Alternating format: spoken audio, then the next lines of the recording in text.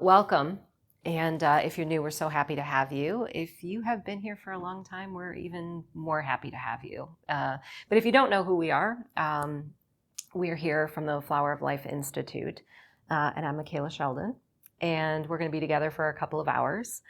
The Flower of Life is a volunteer movement focused on raising consciousness.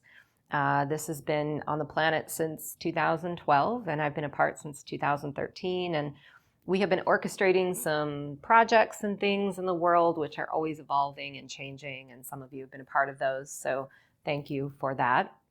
The interesting part of what's going on, I think, today on the planet is we have these periods of pause where things don't go our way, or things that we were going, forward with might fall apart. And the blessing in all of this is that we get to see the circadian rhythm of the universe and how these things are meant to change. And so some of this has been going on within the organization. Those of you who meet us here usually live in Rochester Hills know that we have been live streaming just due to some of the global changes. That may change in a heartbeat, so keep an eye on that. And we were having a lot of people travel in, so we would love to see you traveling in from other states if you can do it. But I notice our focus has gone to more of the structure of upcoming programs and things for the future. And one of those is our youth movement, which is going through some incredible alchemy right now. So if you're not familiar, our youth movement addresses kids 9 to 18. And all the things that we talk about on these calls and on the YouTube channel are addressed in an age-appropriate way with budding channels and up-and-coming healers and new earth architects.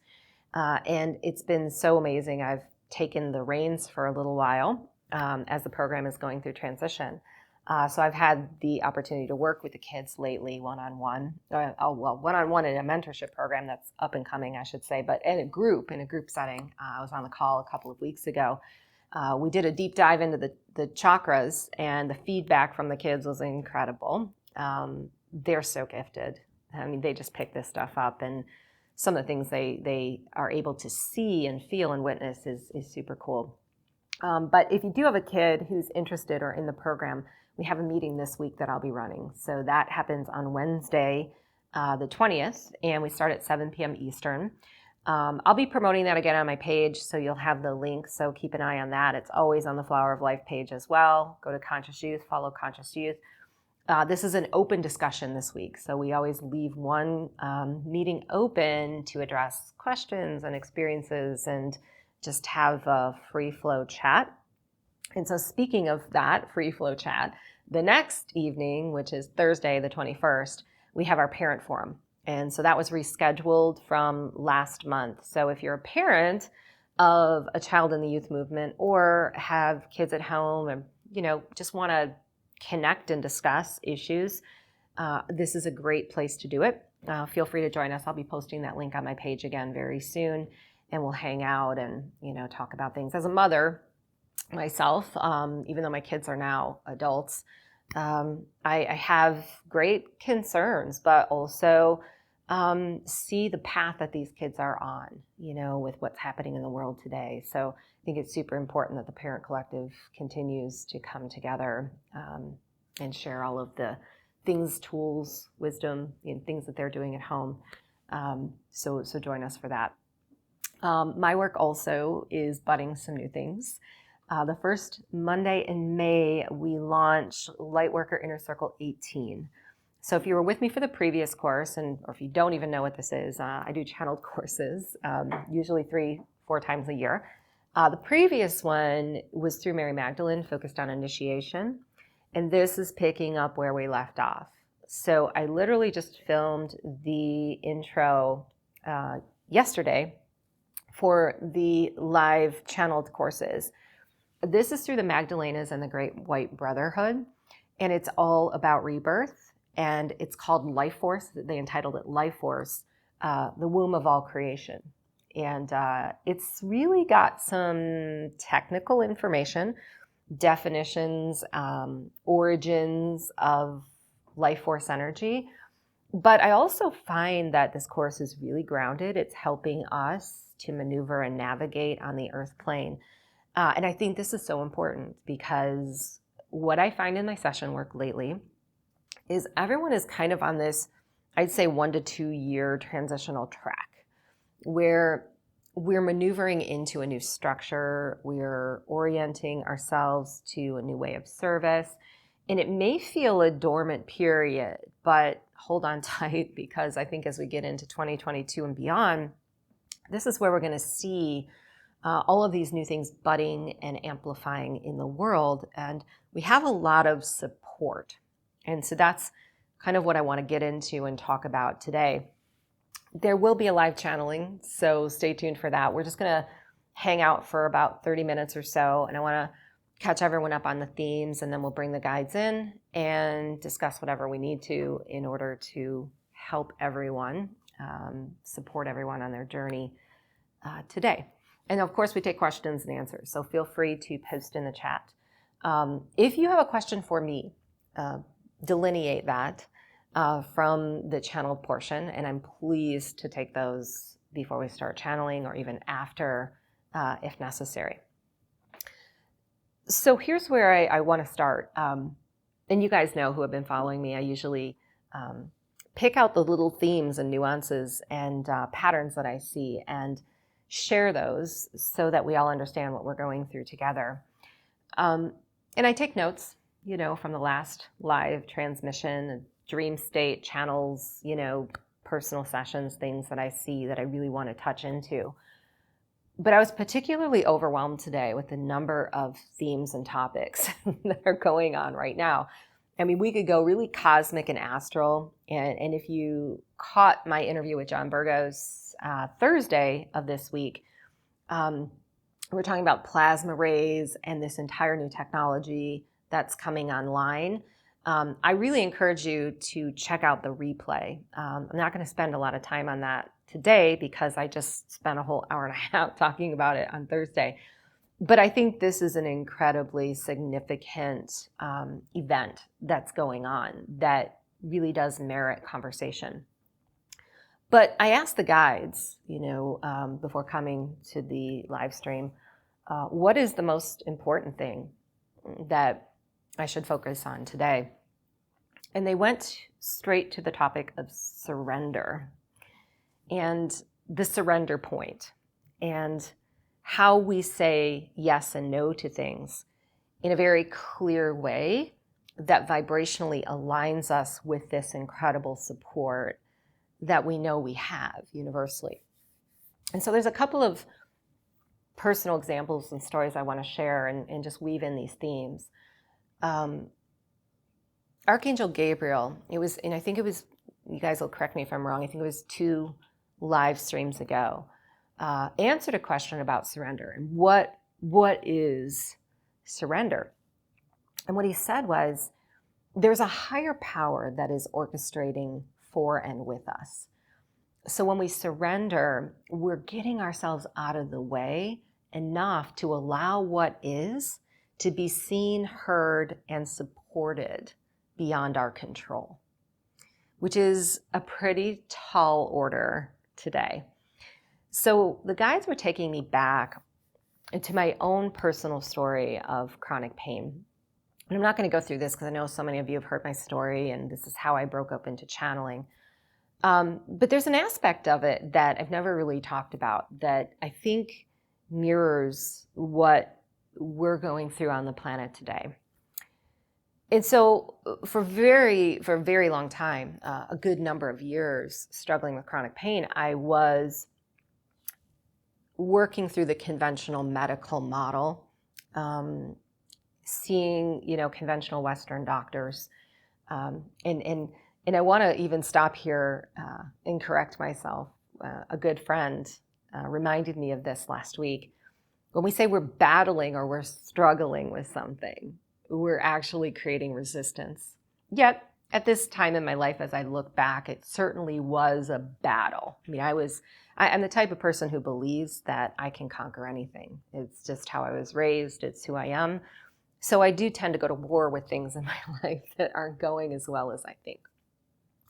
Now, no judgment here. I think conventional medicine certainly has a place in certain circumstances. But for me, on my journey was just butting up against brick walls. In fact, I was getting worse and worse and worse. And there came a point in this timeline for me where I lost faith. I was not aware of any other option. Alternative medicine was not even on my radar.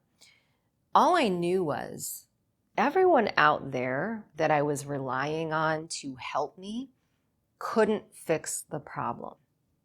And so before I broke open the channel, before I got into this whole, meditative world and started working with my guides, I did go through a period of very deep sadness and surrender, and a little choke up in my throat, because I feel this from so many right now. It's a sense of mourning, of loss. We want that savior. There's something out there that has to shift so that we can find our way. And on the planet today, we know how this might feel in all directions because everything feels out of our control. And so for a period of time, I sat in that sense of loss and disconnection and lack of direction and faith. And I was literally there. And for me, this was a huge turning point in my life because I began to realize that all of the faith and trust I was putting in the outer world, the saviors around me, the doctors, the practices, the medications, were not working.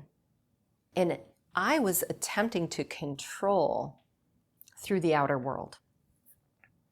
And what began to happen for me was not necessarily the full release of control, but a different perception of how I was going about healing. And this was a pivotal turning point for me because in that surrender, I cracked through and open all of the perceptions that I had about my body, about the path, about healing. It was as if I was accepting the situation for what it is. I got to the level where I stopped trying and thought, this could be how it is for the rest of my life.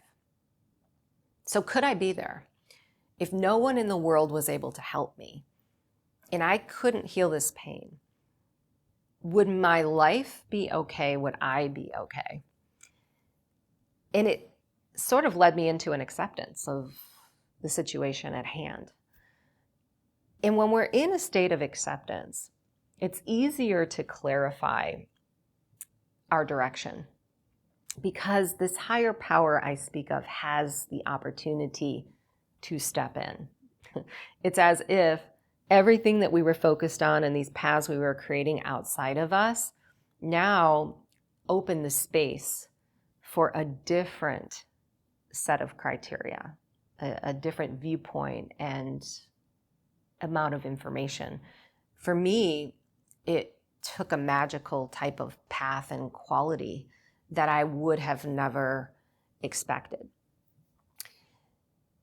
And so here we are in a very restrictive energy, in a very difficult circumstance. We've been talking about resistance so much in my groups and even in the channeled content.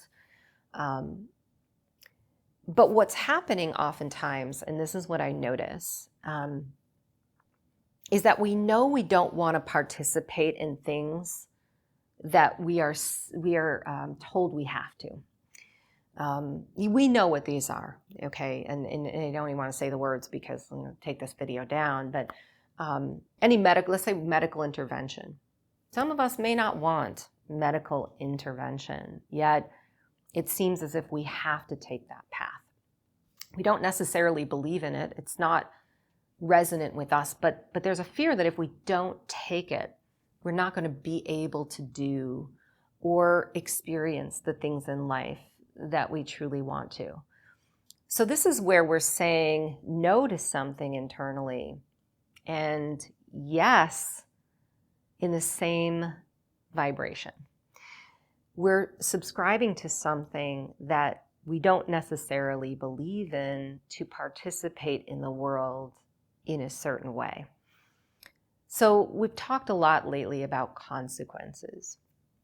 If we don't do something, there are all of these perceived consequences. You know, we might get sick, we might not be able to travel, we won't be able to see our families, we won't be able to do the work in the world that we want to do. But the potential that we come to the planet with, and that this higher power orchestrates for us, is indefinite. And if that's the case, then in order for us to see the paths that are clear, that take us to where we want to go while standing in our beliefs, in that surrender point that I talked about, we have to be able to hear the call. We have to be willing to stand in what we know, to be shown the way. So I want to give you another example of how the guides are saying this can show up, because it can take a really physical manifestation. A lot of us are attempting to hear from our guides the messages. And even the themes have been lately, how do I believe? You know, how do I discern that what I'm receiving is true? Well, this incredible technology I talked about on Thursday is showing us that we have to believe in it to really see the magic. So in other words, sometimes we put all of these spiritual concepts, tools, discernment types of rigid rules in front of an incredible opportunity to connect with something that's already here. It's like developing a muscle. And we have to make sure that we're developing the trust muscle so that we can see what we've accomplished and where it will take us. But the first place that confirmation shows up is actually in the physical field around us. So here's another story that is personal that the guides brought me to that I think is, it's a difficult one to share, but relates so well to what we're going through on the planet today. Now, my awakening to a lot of things that are happening in the world started taking place about, I'd say, 13, 14 years ago.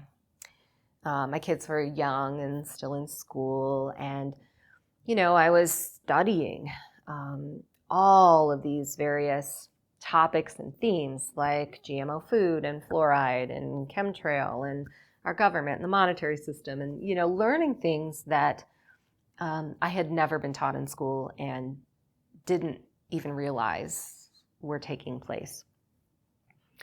So there were periods of time when my children were coming home from school being taught things that were in direct conflict with what I now believed, whether it perhaps was in health class or in government or in history, where I'd be helping them with their homework and perhaps had an opportunity to plant seeds and share some of the things that I was learning.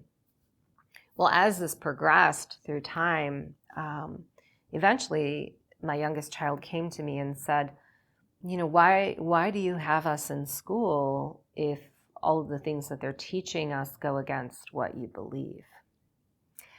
And this was a huge moment for me, where I was saying yes to certain things, but no to others.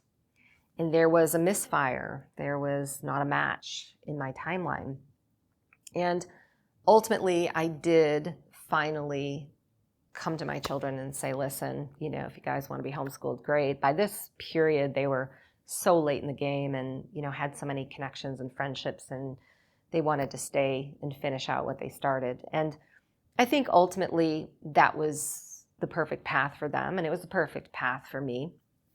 But as I look back at that, I realize how physical was showing me the way, showing me where I had resistance, where I had energy that was stuck, where my yes and no weren't completely aligned. And this is such a powerful opportunity for us to, as I usually say, shore up that difference between where we are and where we want to be. We never know what is going to happen next.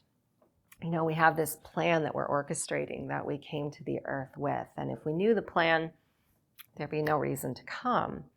But I don't think the plan is so concrete that every moment and every experience is pre-planned to the minute detail. We have multiple potentials and multiple opportunities. But if we only allow or see a narrow set, and we allow fear to get in the way of what we think is possible if we stay in our positive yes or our firm no, we'll never allow the beauty of not only the plan, but divine, source and creator to work with us. So I've had a couple of clients actually recently who are doing some traveling in the world, have plans to travel overseas, for example, see family, go to spiritual retreats, and really struggling with the anticipation of walking through some difficult experiences, having to perhaps subscribe to things and do things that they don't believe in, but know in their heart that the trip is necessary. And what the guides have been bringing in is that we're creators, but it doesn't mean necessarily that it's always going to be easy or comfortable. Perhaps we have a trip plan that we know we have to take, and it's not going to be easy, and it's not going to be comfortable. But what we're going to find out is that we can walk through it with a certain vibration or quality that helps us in the world to navigate other areas. What the guides have been saying is it's sometimes not about the experience itself, but how we walk through the experience that we'll look at when we transition. This will be what is important. Not that we made everything 100% safe or known or controlled. Not that we healed the pain or that we made the right or wrong decision, but how in each moment we walked through the decision itself, the experience itself, that makes not only an impact on our lives, but reverberates out, makes the impact on every other life on the planet. So I think this is an incredible time to be alive because we have so many challenges and opportunities to look at those yeses and nos and make sure that all of the areas of our life align with them in some very important way. As hard as that seems, I think it's purposeful because this is how the new earth will be born. And if I go back and look at my pain path, for example, what came in through the divine orchestration of this higher power was an entire healing opportunity I had no idea was even available to me.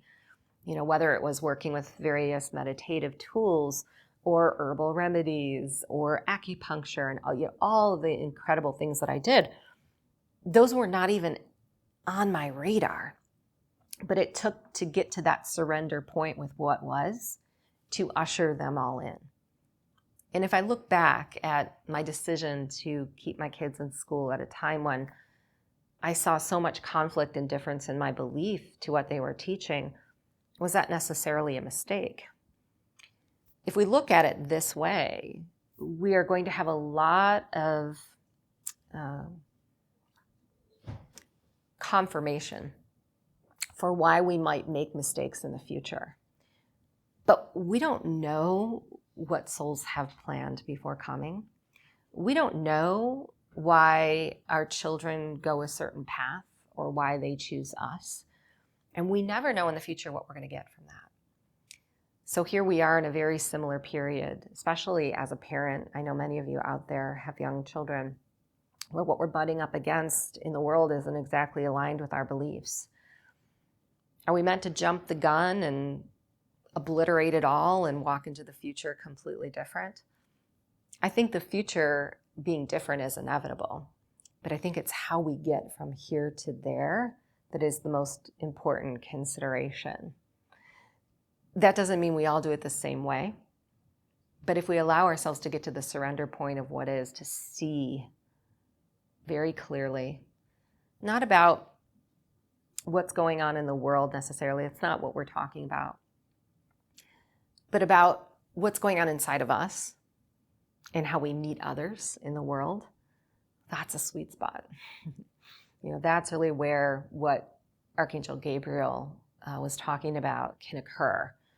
That's where our consciousness breaks open and we see things beyond what we have been restricted to in the past. So I hope that was helpful. All right, so let's go ahead and channel.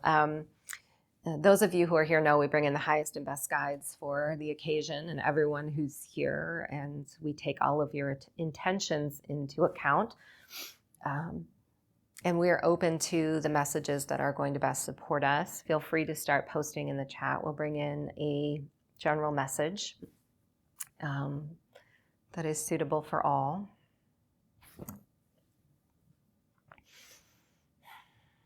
And we're going to work with the Council of Light. Greetings and blessings. As we come together today in deep appreciation for your truth, we are privy to the vibrational knowledge that you are gaining. And it is something that is often not seen as a soul is going through its deepest awakening.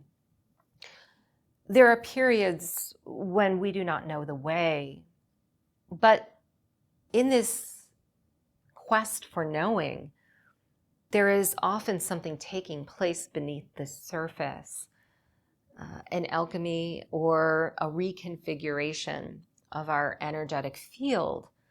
Because to believe that we don't know is to be opening the door to something incredibly new. If we were to know everything of who we are to be and what the world has in store, we would never be in the mystery or the magic of what an incarnate soul has come to experience. So to know where we are headed is to perhaps restrict the ability to bring in further knowing. But what knowing is also a significant consideration.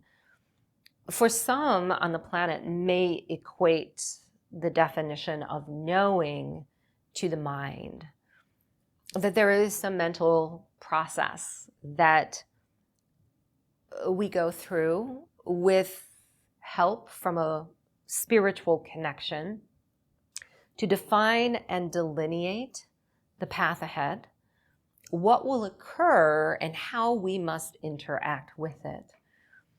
But spiritual connection and that of a soul's evolution must be considered not fully connected to the mind, nor any form of knowing, because this would negate a quantum opportunity to be present with what is now. If we are ever striving or reaching too far into the future, we will often come up against some of the roadblocks and anticipations that create the way for us. And we are not here necessarily to create the way. We're here to step into the way that is created and orchestrated beyond our knowing. Because we are souls embodied, not alone, not here without knowledge, wisdom, or guidance, but holding a connection to the Akashic field that activates itself immediately. And so knowing, perhaps then, is not a mental activity at all, but an activity of our spiritual orientation to physical, where the mind meets an authority and power that we are encased within, beyond the body, beyond the earth plane.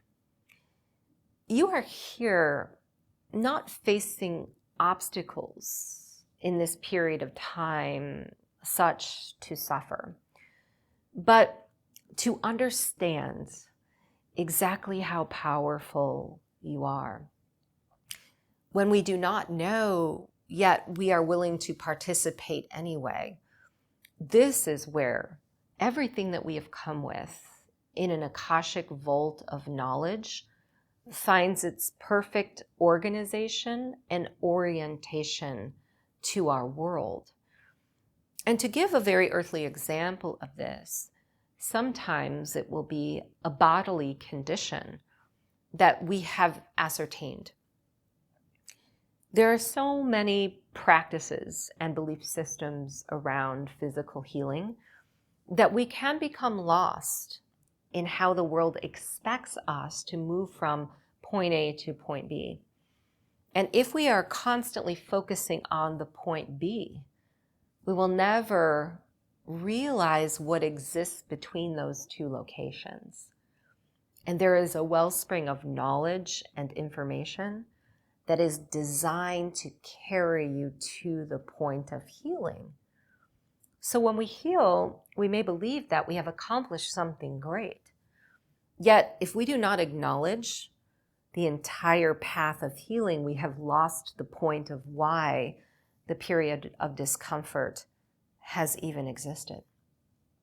We are only looking at one aspect of our soul's evolution, and we may even miss an incredible opportunity to assist others in the future. So if we are not balanced in both perspectives, where we stand today and where we desire to be, we never allow everything that we have come with, an entire suite and packet of energy and connections, to walk with us in physical and serve a greater instance of evolution than the physical experience itself.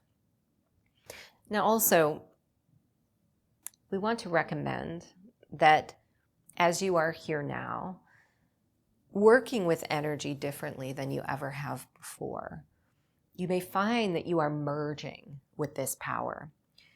The entire human race is structured such that those who are here channeling through this conduit can support and assist, not by implicating our will upon those who we work with, but through direct communication, through contact that is effortless. We hear the call and we send the energy, and then we stand clear of the choice of how it is utilized. Sometimes we do not believe we have choice. We believe that the energy is affecting us, that the way the heavenly bodies move and the way the human race chooses carries us like an ocean wave into experience. Yet if we do not remember we are the highest authority of choice in how energy works with physical, we may never find ourselves somewhere within the ocean. We may never plant our feet upon the sand of a cresting wave. That choice is yours in this moment. Not only to make, but to change as many times as you see fit. This is how free you are. And we acknowledge and honor that freedom that you are born within. Your sovereign birthright to be human at an incredible period of earthly ascension. And we're very pleased to take questions. Question for the council. Hypnosis was mentioned several times in Lightworker Inner Circle 9. How effective is it? And any advice for someone becoming a practitioner to help clients and lost souls with spirit attachments? Yes, we believe that hypnosis is a very supportive practice on your planet today for multiple reasons.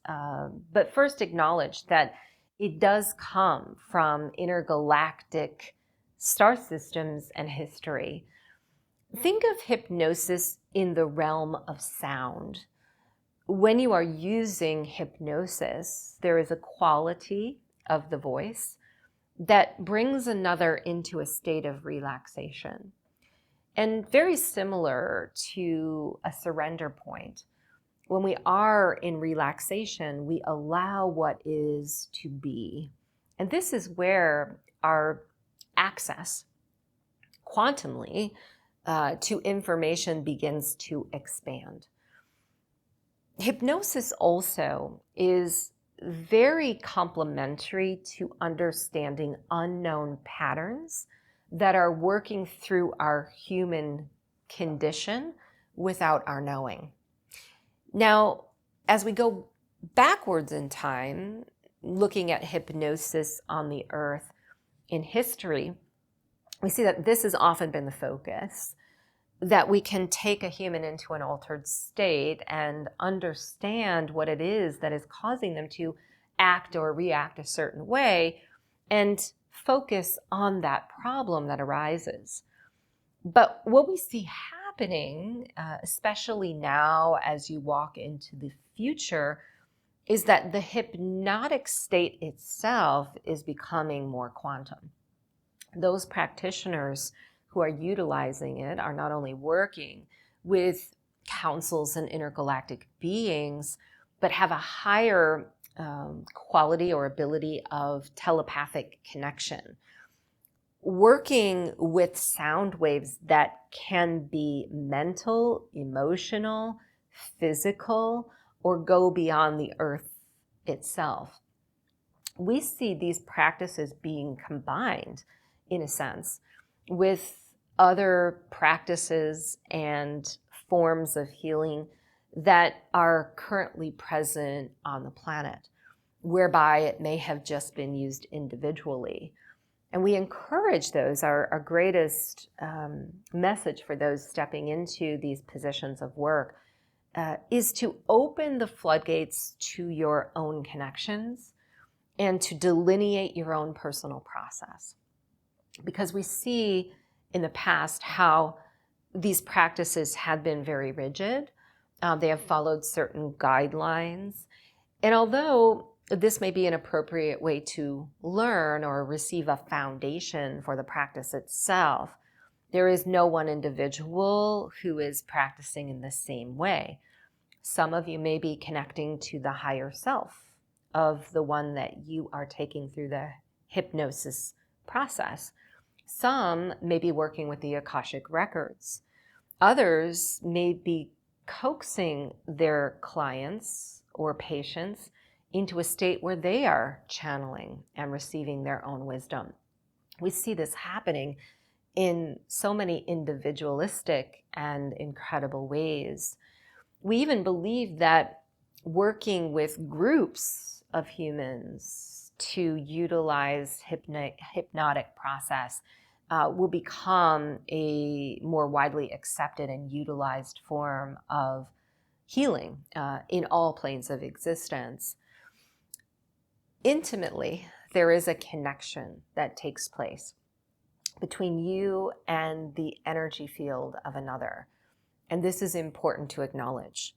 To be in the highest intention for what is yet to happen and not hold any narrow expectations is the best path of resolution. The Sirian Elders have been speaking with me the past 24 hours. Do they have a message or activation for us? We are pleased always, as the Sirians, to step forward at times when we are requested. As you have requested elders, we are not the only ones who are here. We include our entire star system as a one voice and harmonic speaking through this channel, because we know that the Sirian frequencies exist within you. And as we share them, they have the opportunity to activate a remembrance of your cosmic history. Something that we would prefer to share has to do with the physical structure itself, and especially the hormones that physical souls are embodied with. This is something that we have as well within our structures in perhaps a more crystalline fashion. All beings in the galactic universe are working with a similar type of endocrine production, and this has synchronized within us. We see many fluctuations taking place right now on the earth, but especially a frequency field that is dense and very fearful.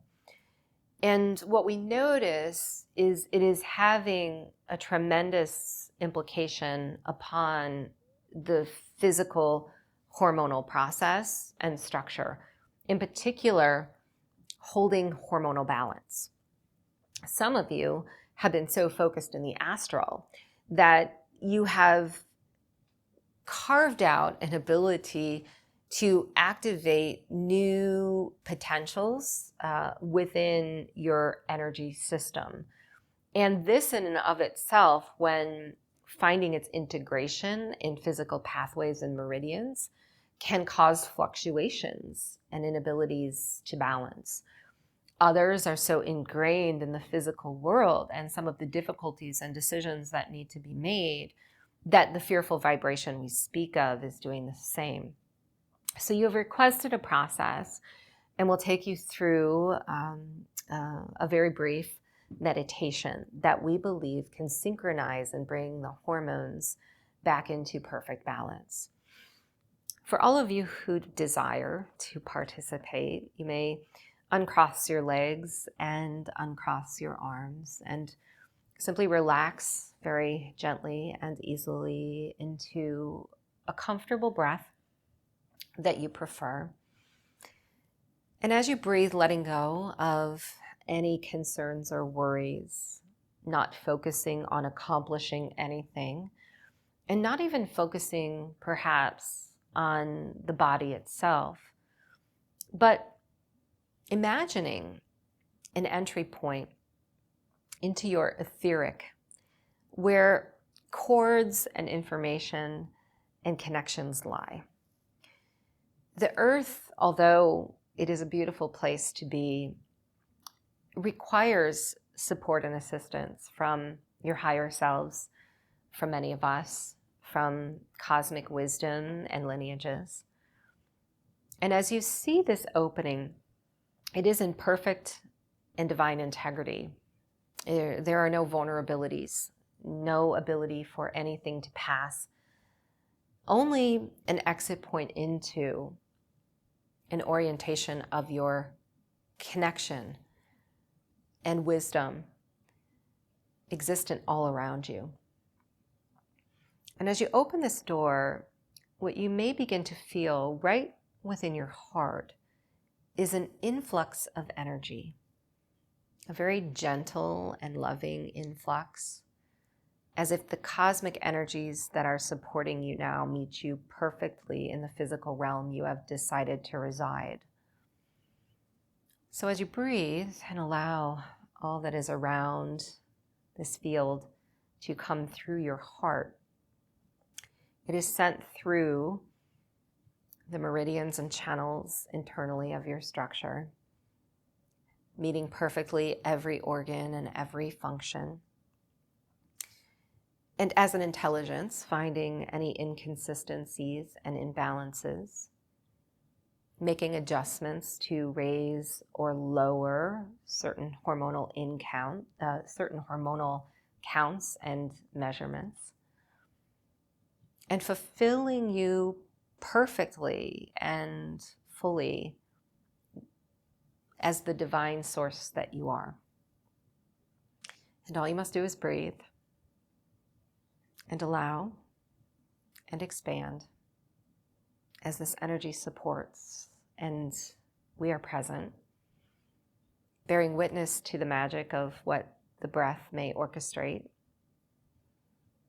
And when you are ready, When you feel as if the process is complete, very gently close the door, healing and sealing the practice, feeling the divine light within, and allowing it to do its work and integrate in its perfect place and time.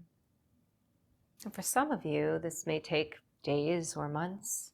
For others, you will notice a very significant difference immediately. But know this, we are with you, supporting the practice, such that you may meet the world with joy and with a balanced perception, so that the body may find the strength and the relaxation that it needs, and such that it may meet the earth and all other humans in the most peaceful and loving way. Can the guide speak about cervical testing, please? We are the Arcturian Collective, and we are very pleased. It is difficult for us to answer this question because we see a variety of different tests and practices that are utilized today to evaluate both disease as well as integrity of this area.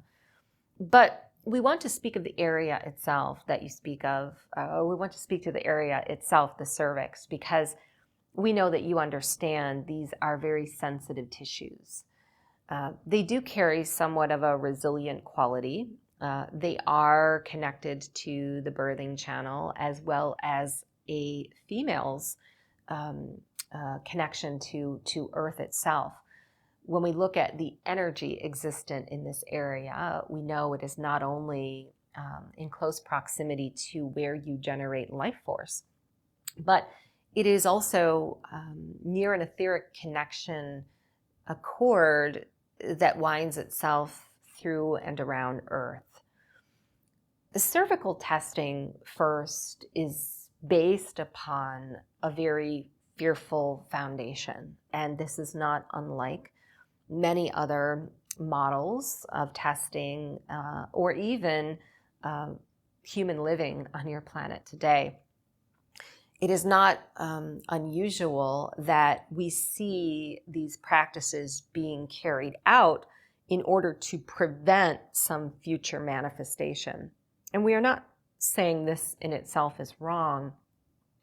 Yet when we create from a fearful foundation, we are often leaving ourselves vulnerable to matching intentions that are also in the same realm.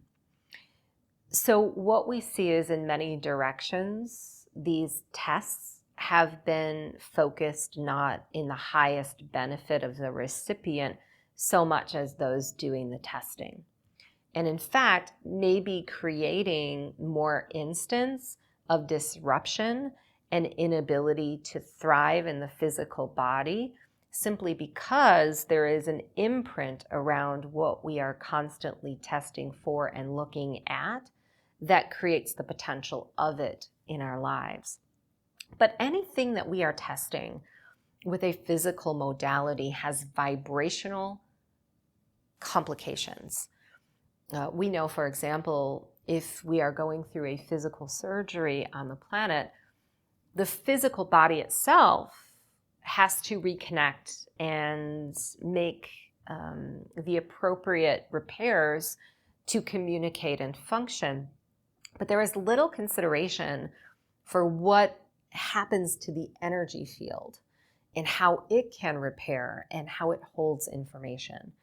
So as we look at the cervix area on humans today, we see vibrational trauma that has gone on for decades, and it is not just due to the testing you speak of.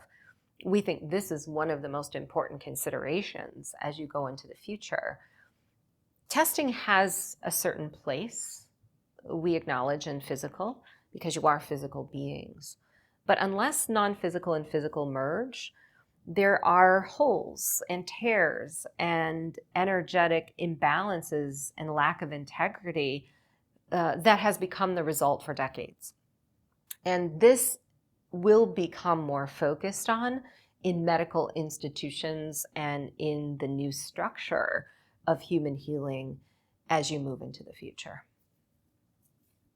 Can you speak on psychedelic plant medicines at this time on the planet and how you see it integrating into society and impacting the collective in the future?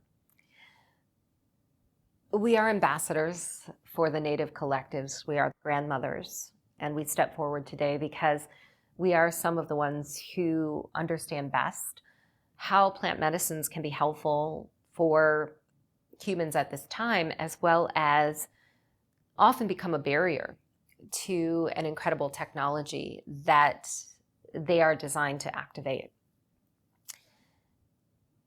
Plant medicines certainly have been looked at as a spiritual component of a soul's timeline. And we have utilized them with a great deal of success when connecting with various beings and entities, as well as within our own selves, to ensure emotional integrity, as well as to better understand the self.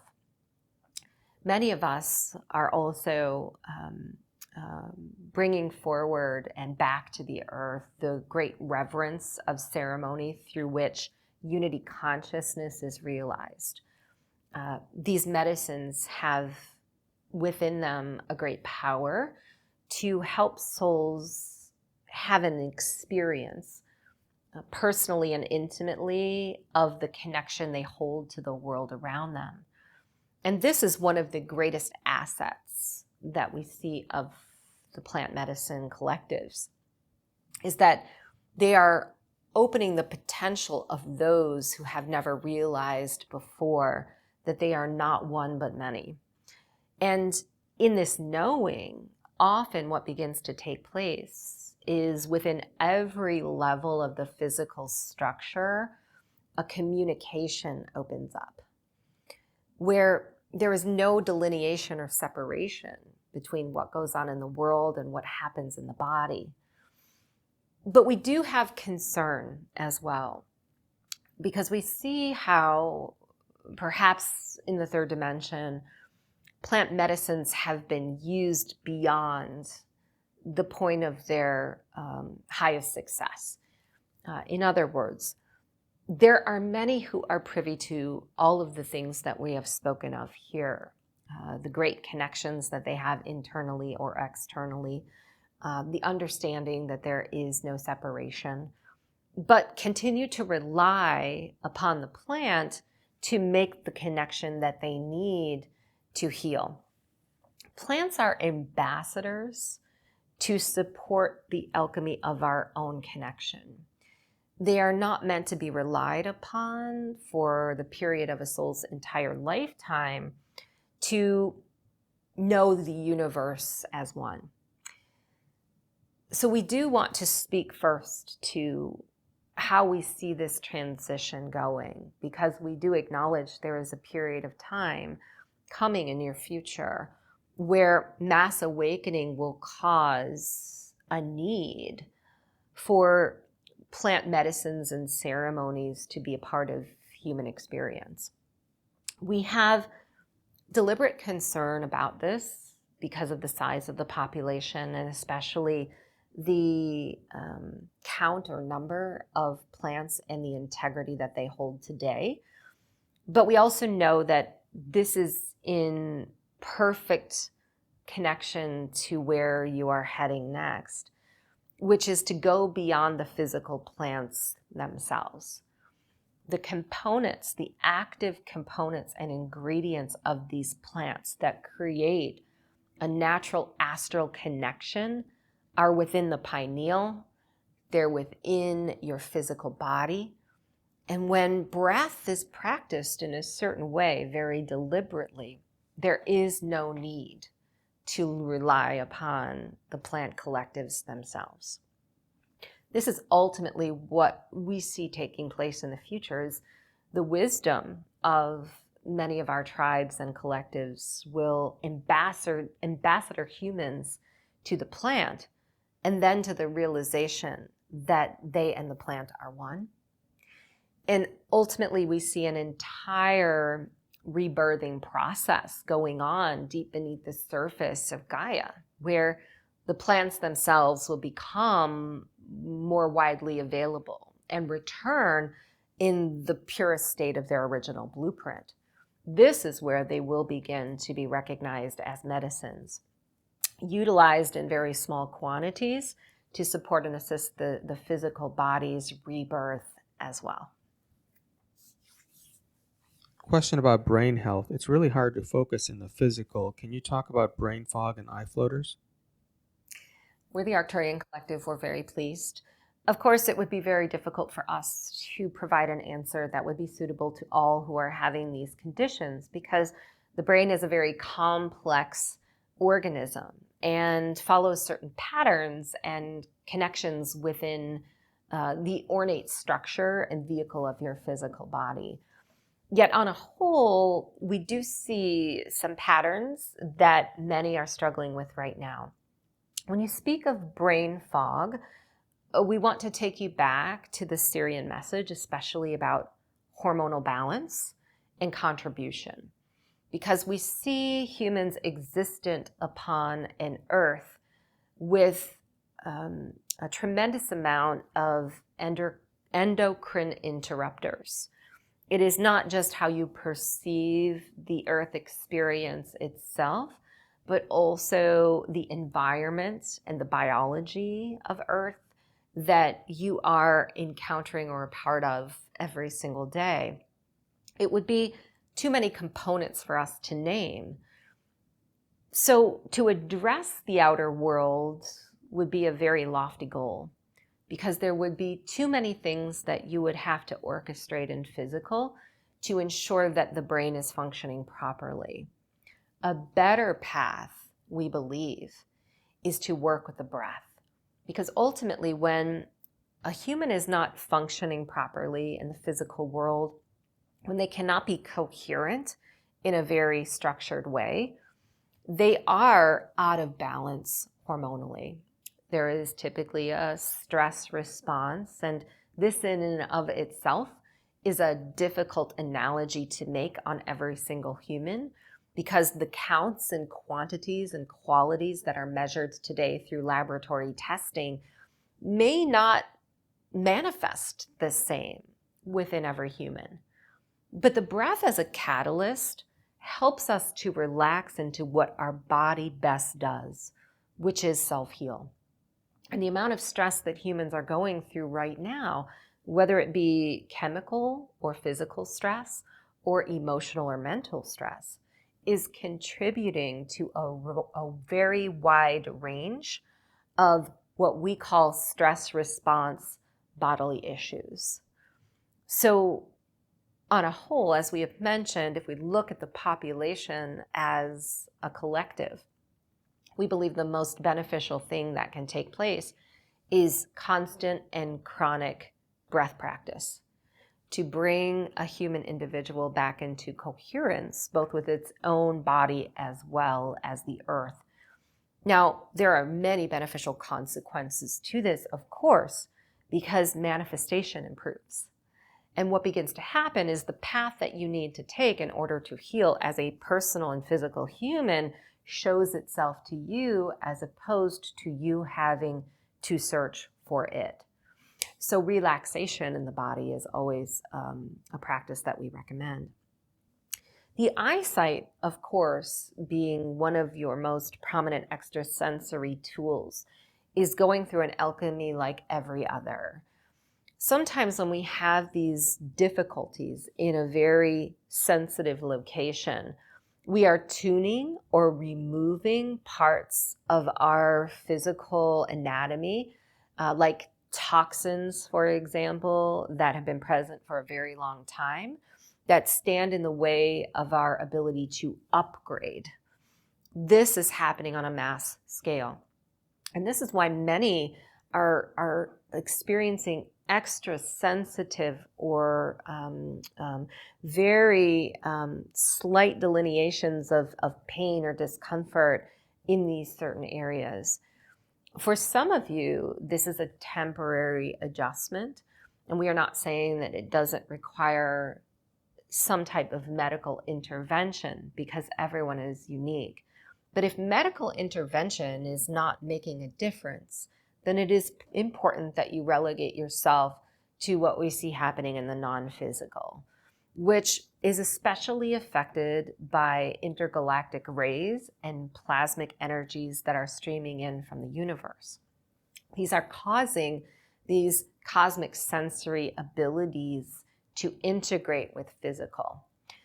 So our best advice, especially when it comes to eyesight, is to allow yourself the most rest as well as ingestion of water possible to clear anything that is coming to the surface, collective debris, toxic debris, even in some cases blocks in the physical and vibrational energy field, such that you may walk into a period of great awakening and realization of the supersensory that lies within. Why have Black people suffered so much for so long? Every Black friend I have ever known or encountered has been heart-centered, generous, kind, considerate, intuitive, and aware. We are the Pleiadians. And we certainly look at this not because of the color of skin necessarily. We know that there are many different groups of humans in a very diverse range of different ancestral patterns. But we know that the DNA is often not looked at in this light. It is only approached in a very physical way. So when we are looking at specific races on the earth, historically, we have been looking at genetic patterns that lead to disease. But what has happened throughout history becomes an important wave pattern that is sent sonically into the DNA of every generation. And this is not because necessarily there is some karmic lineage that has to be suffered through, so much as an inability to surpass something that is such a strong signal that we have to move out of the range of it in order to adapt. So level of consciousness is something that you have brought up. There are many that you have attracted, perhaps, that have a certain level of compassion and consciousness. And in all generations, in all races, this level is going to be different. Even those who are of a different skin color still are dealing with levels of consciousness within their own race that are variant. What you're speaking of to us is the law of magnetics, where you are attracting a similarity to you, not based on color or not representative of an entire race, but perhaps an experience that you are creating. And we bring this up because it is so important. What you've created in your life through your belief systems is negating an imprint that exists in another. It's as if how you see the world is creating a path beyond what the world sees. And this is ultimately what has to happen, not only in this race that you have brought to our attention, but all areas of human life. Perception is the greatest tool of manifestation. We hold space for the evolution of others through our perception. But we know that you're also striving for those who meet you in this level of consciousness to be seen by others in the way that you do, or to not have to face something that holds them back from creating a life similar to what you know or what you desire. And this is a tricky topic for us to get into because it isn't necessarily relegated to race, as many of you have seen. We have great respect and certainly compassion for those on the planet with certain lineage that they are focused on or have been born within, but we know that there's a reason they chose it. And this is what is forgotten. It is not to suffer and it is not to repeat the experience, but to see the capability of moving it beyond what it was. And the greatest issue that we see is the imprint itself is so heavy that the soul doesn't realize it has the power to change it. And there are many on the planet who know and take advantage of these imprints. There are vulnerabilities that exist within the physical and non-physical field that can be capitalized on. And this happens, again, not only in certain races, it happens with certain diseases. It happens in certain areas of the planet, in certain communities.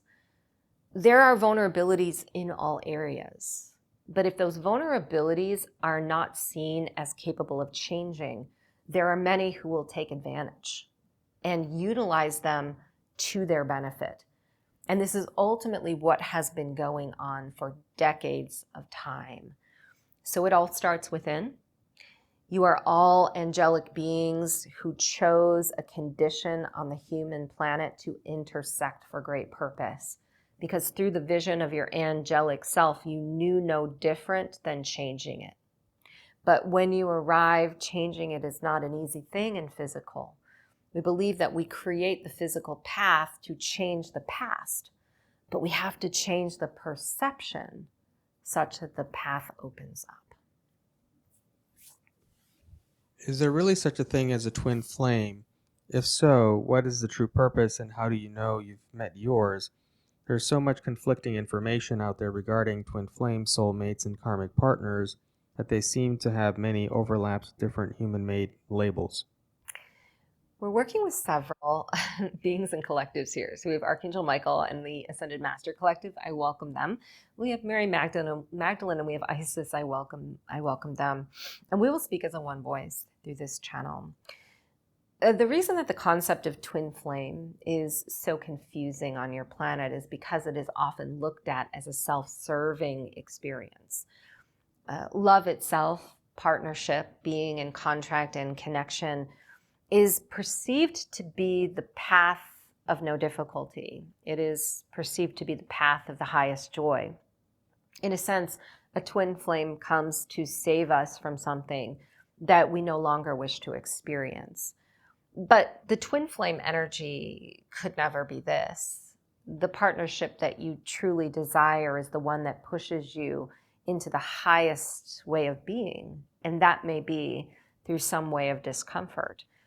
In the intergalactic realms, we do not delineate between any type of partner. We see every opportunity as the highest to evolve ourselves.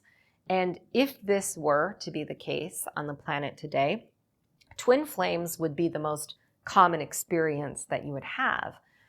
We could not define them in one way or another. What you are asking us to do is to define the term twin flame in the dimension that you stand. But that dimension may be completely different than another. So to create a wider vision of how we see this is a matching to the imprint that exists within your crystalline DNA. This has its definition wound around your intention for coming. Souls on the planet haven't necessarily looked at partnership in the way of service. And this is how we distinguish between a soul contract, for example, which can show up in many lights as a child, as a parent, as an intimate partner, and a twin flame that comes in for a specific collective purpose. Twin flames are somewhat an exchange of resource between each other. They complement each other in the perfect ways to make the greatest impact on the planet. You are naturally moving into a period of time where twin flames will come very quickly. We see this not as holding a karmic relationship to Earth. It is not to say that twin flames come in with no karma. This is to explain that in a cosmic sense, twin flames come in from a different dimension. They are not necessarily earthly life focused or past life focused from Earth. They are beings we have been with in multiple dimensions beyond the planet. And They have become, we believe, a signal of how you are vibrating and where your consciousness is expanding. But for a period, please note, they may come in very quickly, not to remain with you for the entire duration of your incarnation, but to activate you very quickly to some ability, gift, or path you are meant to open up. These can be teachers, for example. They certainly can be intimate partnerships, we acknowledge. They can be very etheric as well. And we could not bring the definition of twin flame to a conclusion had we ignored the fact that telepathy and connection in the astral is not only increasing but becoming more commonplace. Many of you are finding your twin flame partners in a very astral and abstract way. And this is a cord, a thread of energy that is leading you into an ultimate earthly relationship. They can be just as activating and significant as the earthly grounded partnerships that you have. But for a period of time may seem confusing to evolving souls because they come in very quickly with very little confirmation of an earthly existence. We note that you put often too much focus on defining narrowly the twin flame relationship, but it is a sign of where your desire is going. And when we desire this type of relationship, it is a signal that it is already present, that we have already opened a container, a doorway, or connected to a thread of energy that will inevitably usher it forward. What does it mean to be an architect of the new earth? Can you or the guides elaborate on this, please? We are the Pleiadians. And of course, this is a very wide term that we could use in many ways. But we believe that it most significantly relates to the idea of embodiment. When you think of an architect in a human form, they are creating something, a design or a structure that will inevitably see a physical phase.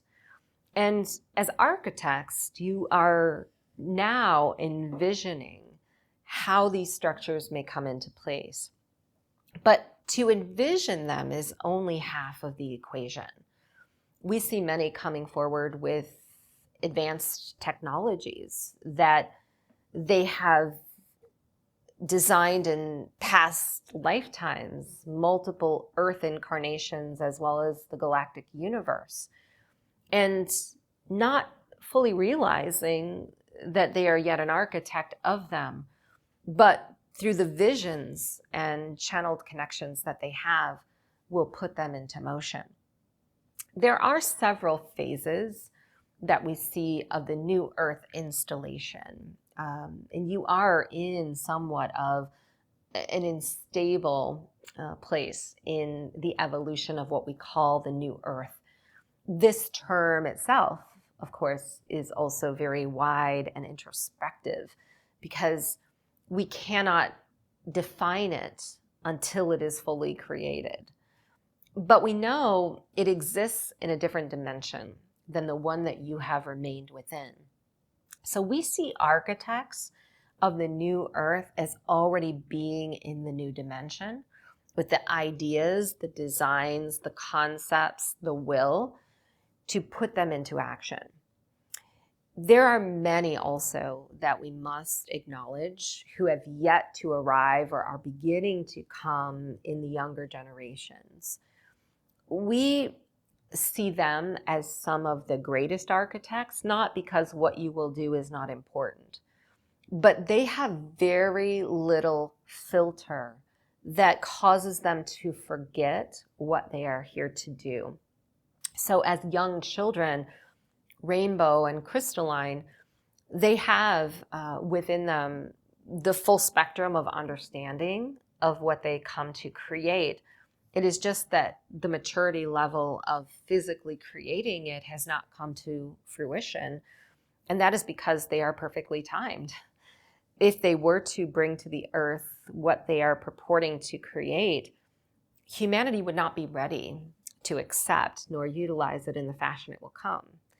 So there are multiple generations as well as collectives of beings on the planet that we could call architects. Yet we see the architect within all of you, the visionary and the one who is here to create something in physical. But know this, the architect is not fulfilled to the degree that its design is orchestrated until it comes to full physical fruition. And this is the most important aspect of this definition that we reiterate. Is the transgender movement leading us into an understanding that everyone gets to self-identity as part of unity consciousness? We are the Pleiadians, and of course, this is a very complex experience that you are having with multiple directions and intentions embedded within it.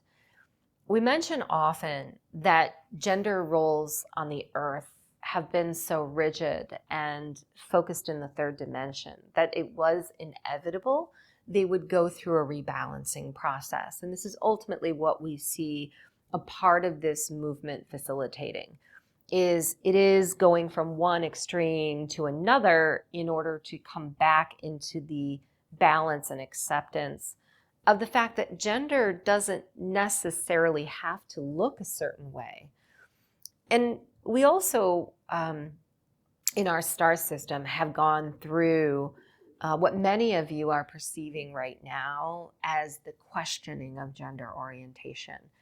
Is it okay to identify and so rigidly choose to be in expression of a certain gender? And what we have come to realize is that it certainly is for each individual. And being born into that gender is as much a choice as any other experience. We know that this is one of the most difficult messages about this topic that we will relay, because some on the planet wish to express that they were never intended to be born in a certain gender role. It is not the role itself that they chose.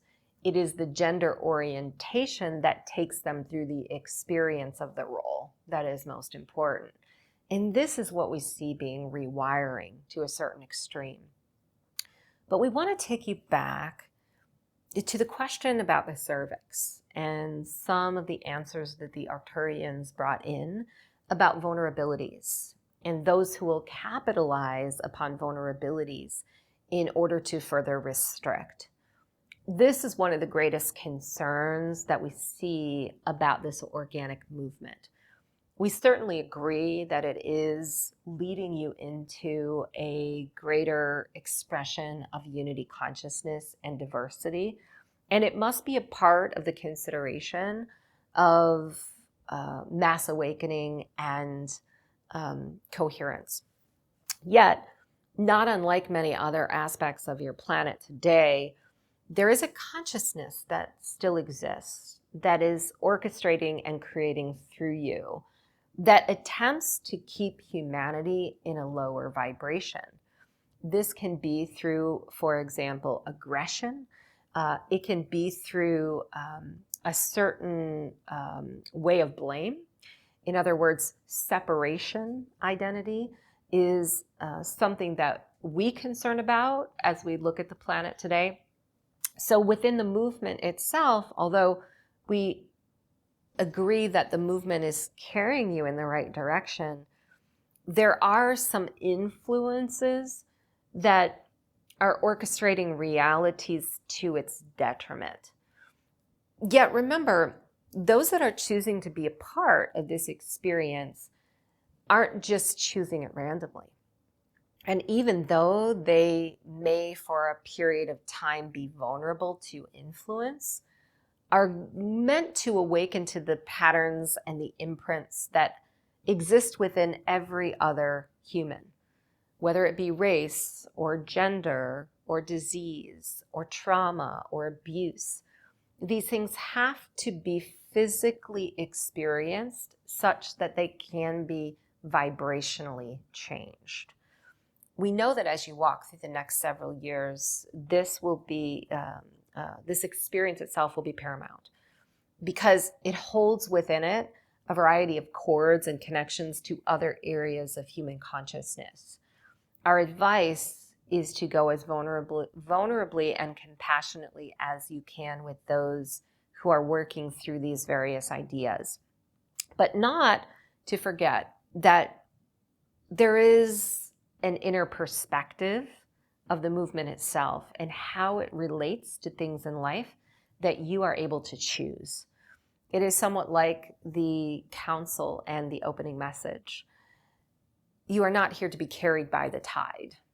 You are here to stand within the cresting waves of the ocean and to look out at it as a conduit of its presence.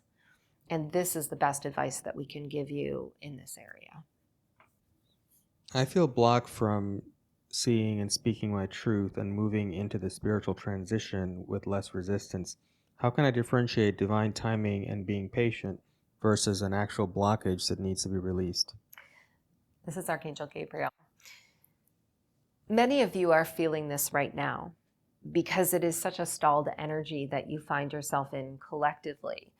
And so it is first important to state that to some degree this is a stagnant vibration and one in which dormancy is to be expected.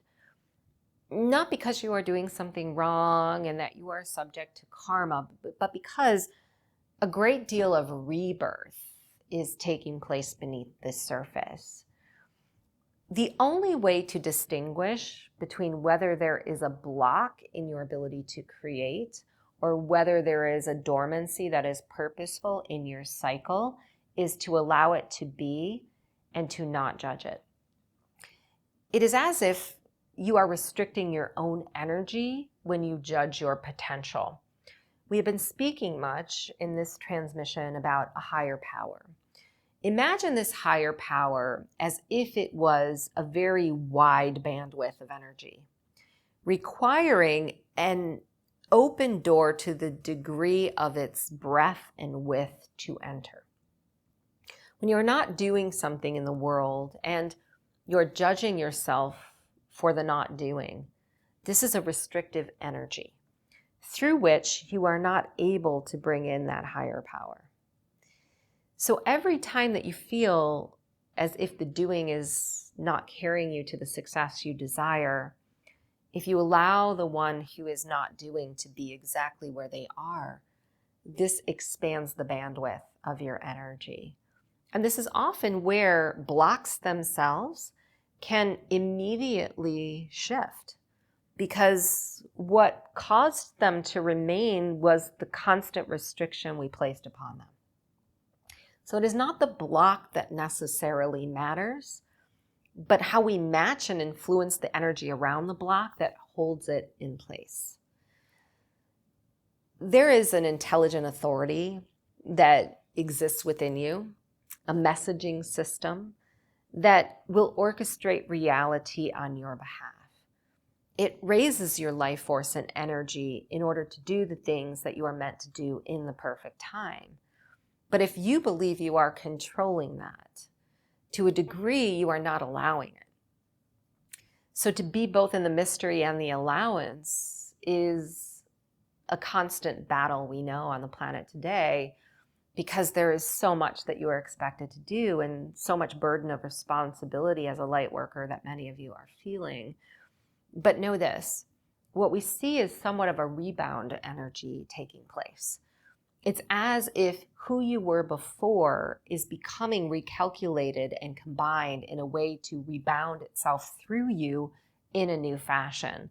And this is a period on the earth that many of you have never experienced before. It's where your desires to create may go well beyond the physical energy you have to sustain them. But know that that is also perfect. Because as you move into the next several years, what has been restrictive for so long on the planet will cause this rebirth energy to overflow. And you will begin to do the things that you are meant to do. But until that time, to relegate yourself only to the path of love and compassion is to know whether the block is still there or you are able to allow it to pass through. Can you share the role that Sanat Kumara, who is part of the Great White Brotherhood, is playing in our ascension currently? Yes, and we are the Great White Brotherhood. But first, it is important to define our collective consciousness, because although it is easy to delineate between identities of those who make it up, there could be no separation in how we work together. We hold ourselves accountable to certain assignments and missions, and they relate deeply to who we are as ascended masters and who we have been as humans. They tie into intergalactic families and lineages just as much as they contain an earthly resonance. But I myself have a deep connection to the resonance of the heart. There are souls today who very much understand the heart as a physical tool and certainly know it as a chakra tool.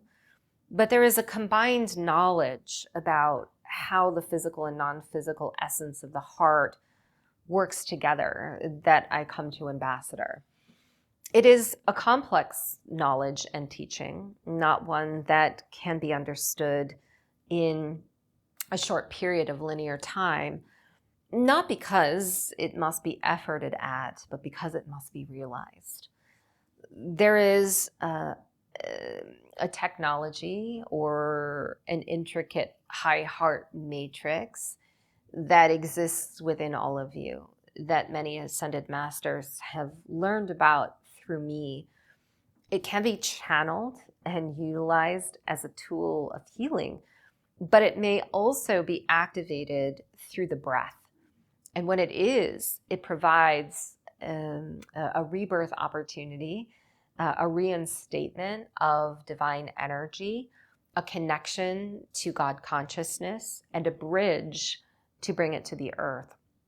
This is something that I am pleased to teach and already have contracts and assignments to work with many on the planet. There are also crystalline structures embedded within the earth that I have utilized as tools in cosmic realities. These coincide in an energetic grid and relate to the heart matrix in very specific terms. This is another focus that I am bringing back to the earth, to work with those who are activating the heart matrix through crystalline technologies and structures. I often have this low hissing or buzzing in my head. I suppose it's tinnitus, although it doesn't feel like it is in my ears, or feel like it. It's in my ears. I would love the guide's perspective on what this is, or tinnitus, maybe if there's anything to do about it. We're the Arcturian Collective, and we understand that this is a very uncomfortable situation and manifesting differently for many. But it is important to recognize the electromagnetic changes that are taking place both within the human structure as well as on Earth. These are both organic and inorganic changes that can be affecting your comfort level as well as your ability to tap into multiple dimensions. The ear canal and the ear structure itself holds a specific sonic quality.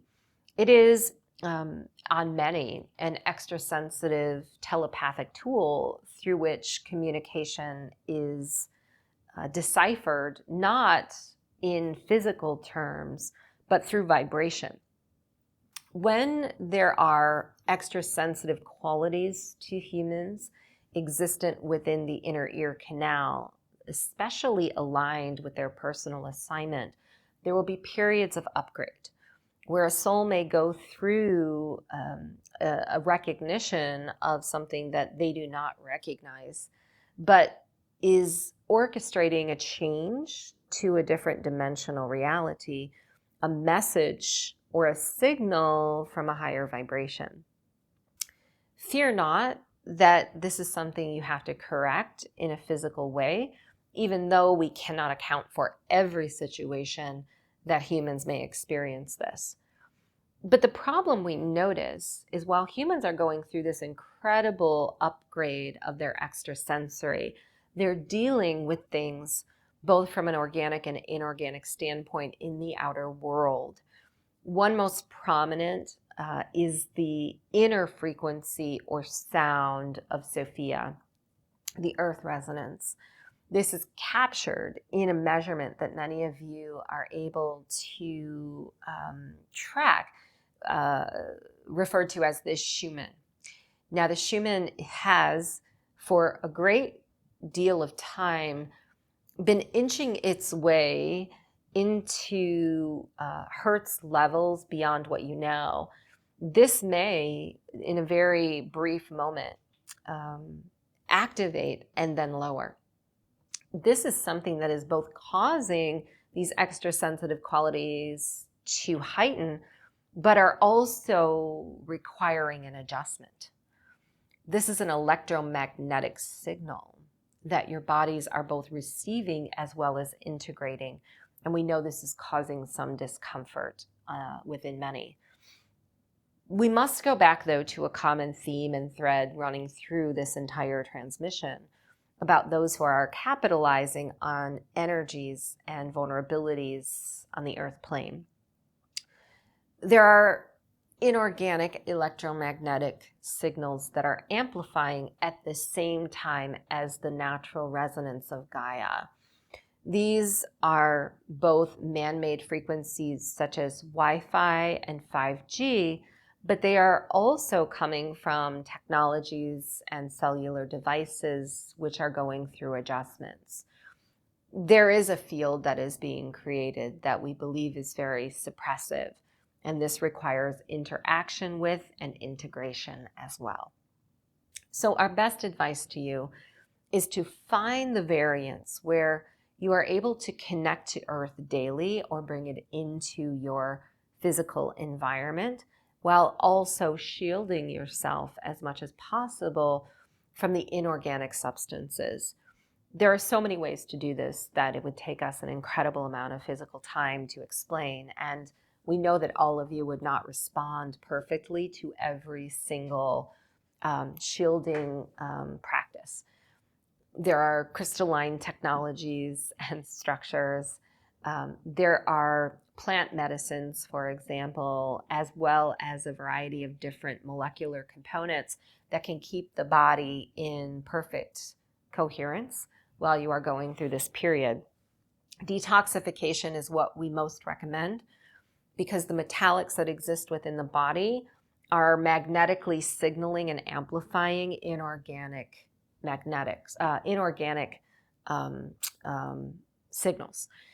They're like a conduit, in other words, to throw the electromagnetics of a physical body out of balance, in addition to causing a variety of other physical symptoms and illnesses. So if you are to focus on detoxification gently and constantly, you may find that your symptoms improve, and what's taking place in the potential of the inner ear may carry you beyond this dimension. Could we speak with Nikola Tesla or Isaac Newton? The question is, how do I support someone wanting to bring information, actually ancient, rediscovered information, who wants to break through the limitations of the academic circles? Well, this is a difficult question for us to answer as we come in as a council of many philosophers and scientists, because we were beyond our time while we were on the earth. Much of what we created was not accepted in the time of our incarnation, but it was left behind as a legacy for future generations that would realize it and put it to use. So our recommendation is not to attempt to become accepted in today's society, but to continue your work regardless. Because what you are creating is not only a vibration that is accentuating potentials beyond your knowing, but as it comes to physical fruition, may live beyond the number of years that your soul has decided to become an earthly human. Everything that we have done, all of the knowledge that we have ascertained and left behind, comes back again into the consciousness of those who are present for great purpose. Nikola Tesla says, to be matching the wisdom of my incarnate expression is to carry its lineage further forward. And imagine that you will be like me as a member of the council that speaks to you now, allowing what passed through you to continue to grow. The fear of not being accepted is to look at what you are doing as having to reach a certain number of people to make an impact. And we want to take you out of the mindset that this measurement is necessary, because it is somewhat of a reflection of the old way of measuring, the old way of science, the old belief system that you are attempting to move out of. Because some of the things that must be confirmed cannot be measured. So if you keep this in the back of your mind, that there could be no measurement of your work in the number of those who accept it, you are allowing everything that we have spoken of in this transmission in a higher authority to enter your soul's experience and carry the work for you. Can you ask for guidance on mental illness? My teen has PTSD, panic attacks, and severe anxiety. Is it possible that the strong energies that are hitting the earth affecting people with these issues more? We are the Pleiadians. We certainly believe that what you're experiencing right now is a collision of past history that carries within it a very fearful vibration. So for some souls who have been on these timelines before, an example perhaps might be the fall of Atlantis. There is a propensity to sense into the catastrophic nature of what is taking place and an inability to move past it. PTSD, for example, PTSD comes to meet each human uniquely and individually, even though it is a very simplified and one-size-fits-all definition. It is often not considered that we are tuning into past life vibrations to interpret current moment situations. But our recommendation is this. What we see oftentimes, especially in certain generations, is an internal training that forces us beyond the present moment to anticipate how our life will be based on conditions in the now. And this is the cycle that has to be broken for all emotional imbalances to come back into complete balance. When we are reaching too far outside of the present moment to contemplate what our future will be like, we are creating it. And in that way, we are calling past life vibrations to us in which that future may exist. In fact, we can look at this as the wheel of karma that humans have been on for decades. You have been forced by the mind so far into the future to anticipate through fearful circumstance that you have drawn history from the past where that future circumstance is created through a past experience. This is a very complex understanding of what we see taking place, and we certainly know there are many different approaches that are being utilized on the planet today that a soul can magnetize to support them. But the most simplistic that we can offer matches a common thread, again, that we have been stating from the inception of this transmission. And it is that until we can see the self in the moment as safe and perfect, we cannot see the future in that way. Regardless of what exists around us, we have the potential to be in the world beyond the condition of the world. And that is the only way the condition of the world becomes healed. if we allow what is to hold us in a certain state and never break free of the state we anticipate is controlling us, we cannot become the ambassadors of the new. And so our goal is always to see where there are small openings and windows of opportunity in a very complex and massive energy. The density that a soul feels when it's an emotional disturbance is compounding its ability to live in the now. But if we can be there in the density and have someone guide us into a now that, even for a short moment, reminds us that we can be here regardless, we have the opportunity to change it. And what we're recommending is that human souls remember this is needed in this time. Every single human on the planet today is going through a massive experience that is causing emotional imbalance and disturbance. And if we allow ourselves as humans to take the hand of others just for a brief moment, to show them that regardless of the density that is here, we can share together peace. That peace will multiply and duplicate and triple and vibrate out to the rest of the collective, such that the entire world begins to change. And that peace was not present in the past life experiences that we are repeating, the history that's coming back again.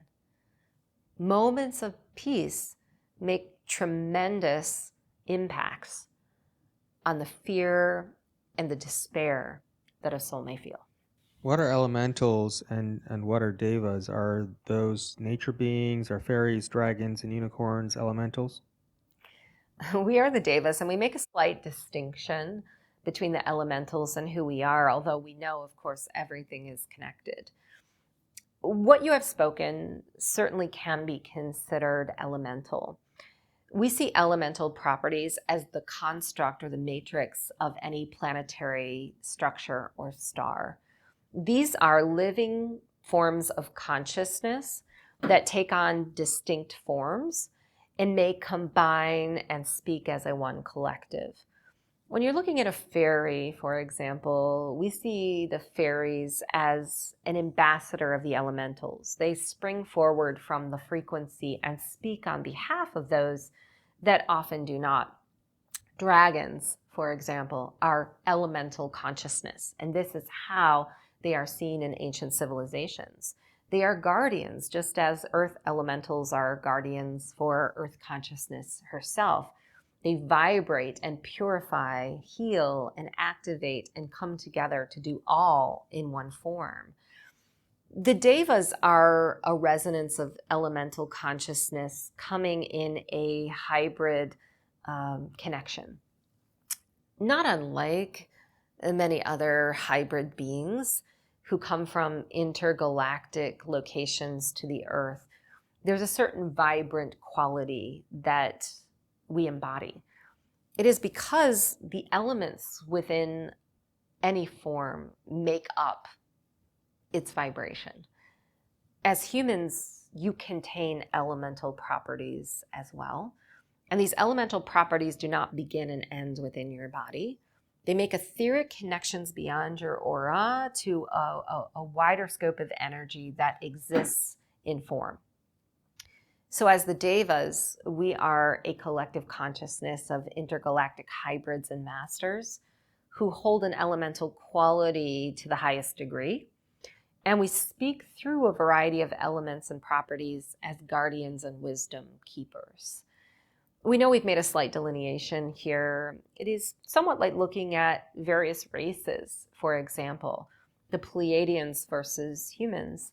Although we can make a certain delineation that souls have chosen a planet or a star system, there truly is no difference, as your DNA contains the lineage of both. Do you see sports organizations such as the NFL completely falling away as consciousness rises, or is it going to take a new form into something new? We're the Pleiadians, and as we look at sports as a theme on your planet today, we know this comes also from ancient civilizations where moving the body in this way and having competition between various beings was an important and playful part of how Earth has evolved. But of course, has been taken out of context. And it is the intention through which sports themselves have been constructed that we think will change, not necessarily the sport leaving the earth. This is an important theme that we see taking place in the split of timelines that we speak of very often. In the third dimension, there are a variety of things that may remain on the planet in their current form. But what you're seeing is the intention or perhaps overabundance of masculine influence that created and now encompasses that creation. These are the things that we believe are eventually changing. So for a period of time, what you may find is the organized sports teams that many have been so supportive of will not receive as much support because the awakening of mass consciousness will see through perhaps a focal point, something in the vibration that is taking place in the creative energy, and may choose to interact differently with these areas of physical experience. It is hard for us to predict eventually how all of this will pan out. You are creating it as we speak. We certainly see the potential that sports will become organized again in perhaps a more loving and masculine, feminine, balanced way. They may not carry within them the hierarchical focus and influence of the past, but nonetheless be present, just like currencies and governments and schools and medical institutions, in a way of more integrity. I'm seeing and remembering lives and who I have been, why I'm here. At times I completely accept this, but most times I think I'm kidding myself. Can you offer any guidance, please? My whole life is morphing and I'm not sure what to do. We are Metatron. And we must acknowledge, of course, the energies coming in from the galactic universe as a reason for this great merging. You have always had a connection to your Akashic records. Every past life you have ever lived has been running through your combined energy field. And you have been working with these timelines through a match of vibration. And in the past, this may have been more of a simplistic and physically or linearly relatable type of energy, even going on beneath the radar of the conscious mind. But what many of you are starting to realize is that you have come to the vibration where many of the past lives that have been influencing and affecting you for a very long period of time must clear. And you are becoming conduits for lifetimes that are more beneficial. This is somewhat like the discussion of twin flames, where we reach a certain vibration and we are calling in a collective energy, something that is a resource and here to help us serve. This is how we see the influx of these past lifetimes.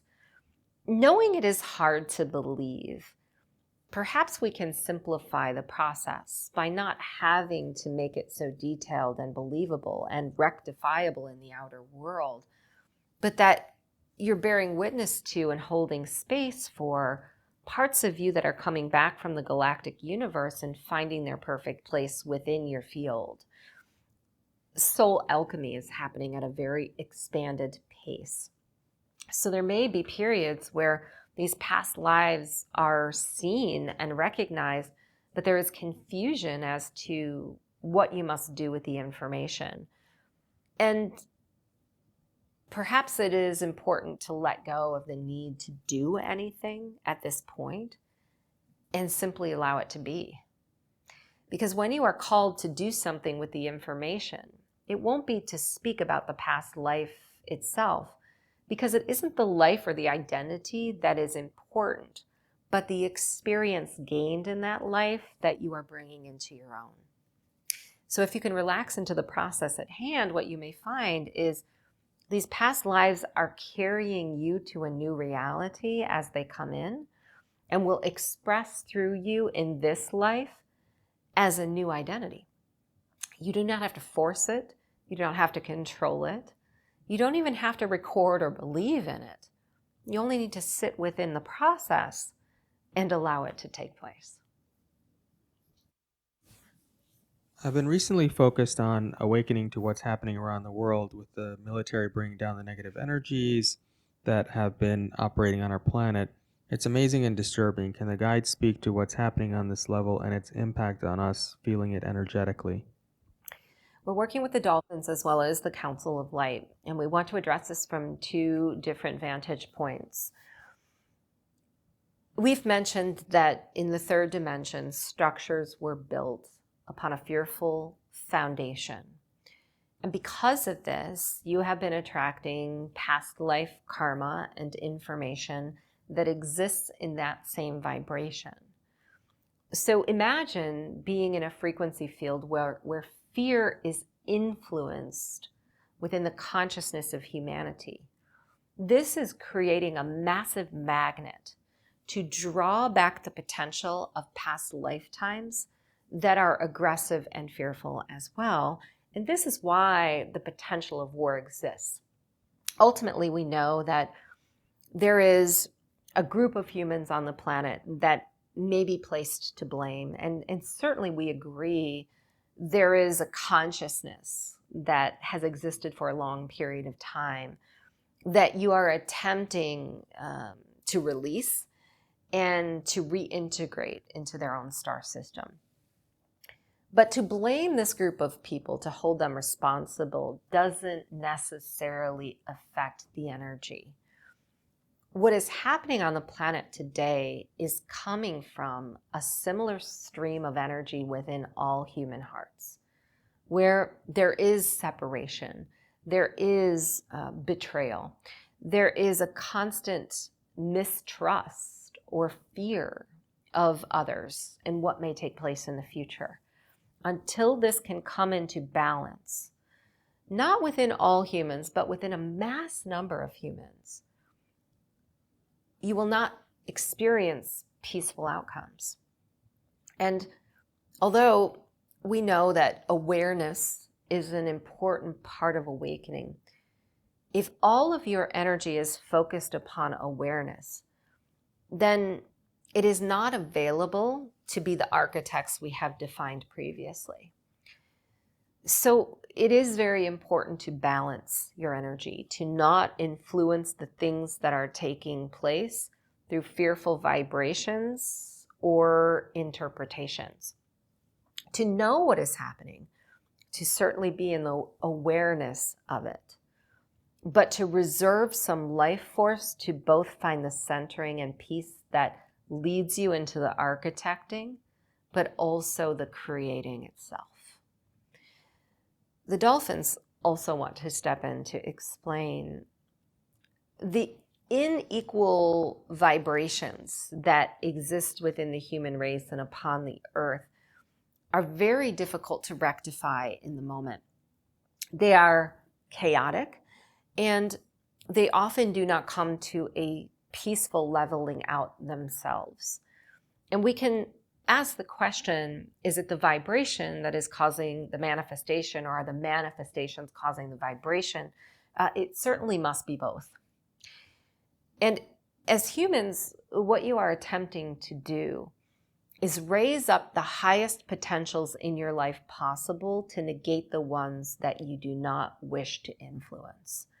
If every human did this within their own personal lives, as the dolphins, we would be able to assist better. And we want to explain what our our assignments are and how we operate within the waters of Gaia. There are signals running through the crystalline core, a capture of everything that you are creating. The vibration of every living being comes to one point and is amplified and sent out to affect all others. We are always interpreting this, breaking it down into individual range and hertz, and measuring where we can amplify the positively aligned vibrations that incent positivity and drive and purpose, where the feeling of freedom can be found in past relationships and history and brought back to the surface again. But because of the chaotic signals, and because there has been so much fear and focus on what is deliberately going wrong, these signals are very difficult for us to delineate. They do not run rampant in the waters of Gaia or the crystalline core. They are fleeting at best. So from our hearts and from our minds, as a one voice through this channel, our greatest request is that you create peaceful experiences, even despite the ones that are going wrong, because these are the ones we can capitalize on. We can share and send from you throughout the matrix of the earth into the frequency fields of others.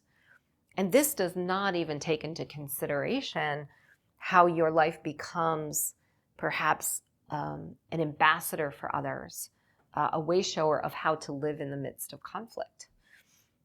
We know that as a human, the vantage point you see is not a positive one indeed. And we have been through our own traumas as intergalactic beings and historians. Yet we know that everything that comes to pass allows us the opportunity to transition and to awaken souls to the possibility that they are creating their reality.